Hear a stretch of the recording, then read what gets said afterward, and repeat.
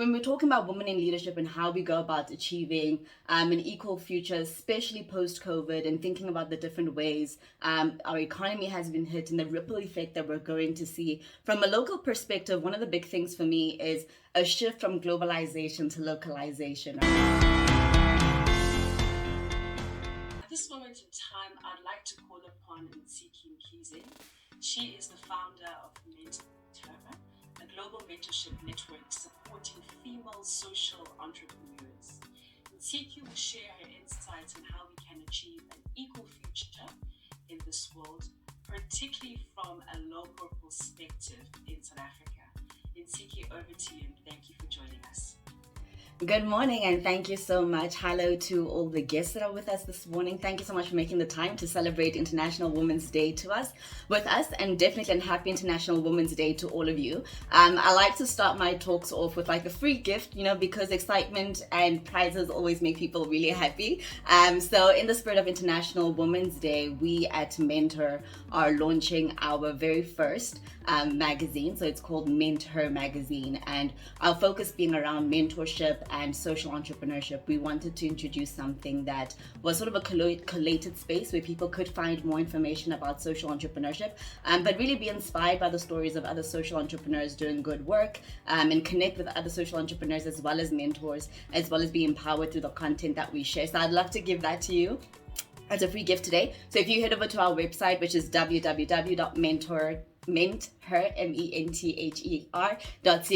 you can download a free copy of the magazine, and I hope you guys enjoy that and share that with your network as well. And so Kai, I'll definitely send that through to you, and you would be able to share that and distribute it.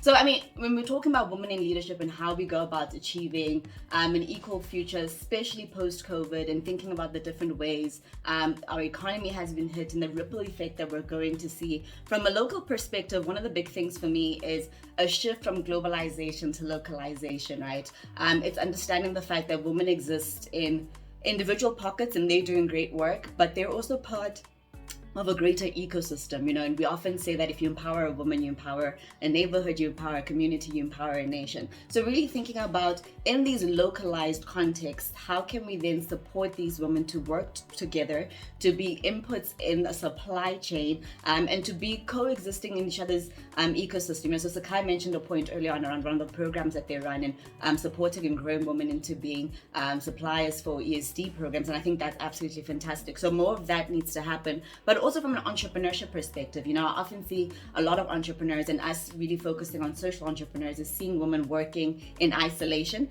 and in spaces where they're not fully connected to other people who can partner up with them at different points in the supply chain. So I think women leadership should be driving projects and engagements where I can say, this is what I do, let me find somebody else to provide the following input, and then figure out how in government as well as in private sector do we then become the suppliers in those spaces.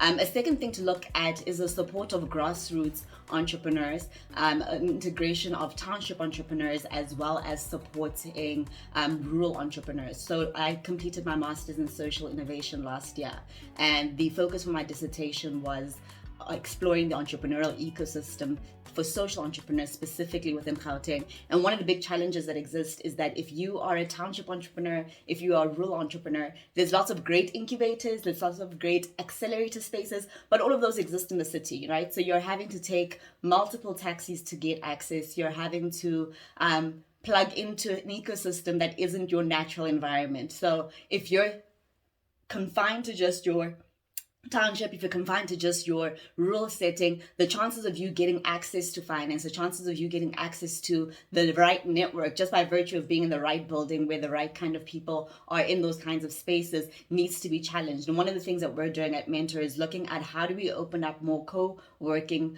maker spaces as well as incubation spaces, particularly within township communities, where entrepreneurs can actually focus on doing the job instead of taking part of the work and figuring out how they actually first have to get to the city before before they can start engaging. So I think making the ecosystem more accessible, but also giving more opportunities to plug in. And I think one of the beautiful things post-COVID is the fact that digital has become a norm, right? It's okay for us to meet virtually and have virtual events. And I think this will continue to be part of the way we continue to do work. So that creates the opportunity for more virtual incubation programs. And I think then the second question around that is connectivity. And if we can figure out how to connect more women and make these platforms and programs accessible, we'll be doing a great work in moving us forward.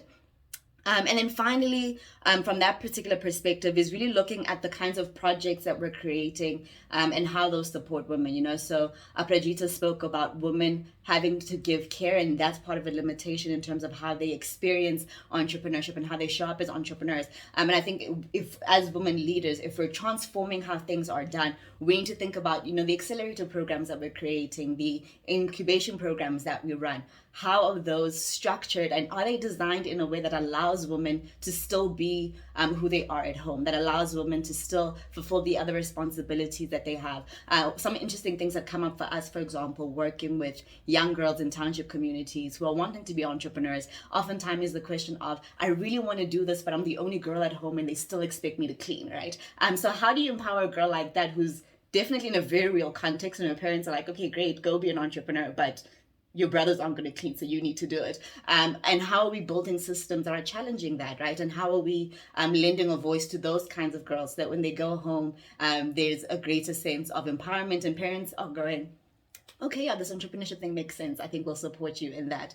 And then from a perspective, when we're looking at how small and growing businesses can achieve an equal future for women, I think firstly is really understanding that women often sit in the third sector economy, right? So yes, there was mention of women being underrepresented as entrepreneurs and in business, but we are seeing this change. We are seeing more women being appointed to executive positions and in board positions as well. We are seeing more women start businesses as well. I think what we don't see a lot of is women being celebrated and hyped up as much as men are. But also what we find is that a lot of women are the founders of impact organizations, of nonprofits, of NGOs, and so forth. So we see a lot of women within the third sector, the third economy space. And what I would like to see happen is a drive to support more women to become social entrepreneurs. And by this, what we're saying is that, you know, these impact projects are great, but how do we explore different economic models? How do we explore different business models that allow your operations to become profitable? And even if it's not profitable, just to become sustainable, right? Where, so for example, if you have a woman who runs a soup kitchen and she's happy to do that and she's volunteering and she's helping her community, there's probably another market available in her community as well that would love to have prepackaged lunch. So how do we support women to translate those kinds of things into business opportunities? And then secondly, you know, there's a lot of things around business coaches and so forth, but I still find that women struggle to find mentors. So I think setting up spaces where mentors for small and growing businesses are more accessible. I mean, specifically the little things, just like I'm at seed stage, I'm at startup stage, things that are very simple for bigger businesses. I'm still kind of trying to figure out what's happening there. So finding mentors who can speak to that particular stage, and really finding more funding support at that seed and ideation stage. Another big thing is that we don't see a lot of women business advisors. So I think as we grow, we should have more business women advisors, and in doing so I think that also lifts the limits as well, you know. So the more women we have playing in a number of different spaces and able to advise at a number of different levels, unlocks opportunities and creates more access, but also creates a stronger ecosystem as well. And then finally, my last point would be on that ecosystem, you know. So when we're looking at points around finance, access to markets, how accessible your networks are, regulatory environments, and so forth, one I would say is having the idea of each one teach one, you know. So if you are a woman who is further ahead on your journey and those doors have opened for you and you do have a sponsor and great mentors, is finding a lady who's 5 steps behind you, 10 steps behind you, and linking those ladies together so that they are able to create access and those opportunities for one another. And then also creating lobby groups, you know, and lobby groups that don't exist as a mouthpiece but actually exist for action to say we are going to lobby, you know. So for example, at the moment there's a social economy green paper that's out, and going, you know, do these kinds of papers actually reflect what a social economy what social entrepreneurship and what general small business entrepreneurship looks like in South Africa, and does that represent women in that space in a way that makes sense and that is really supportive in terms of what we face on a daily basis as women trying to start and grow businesses.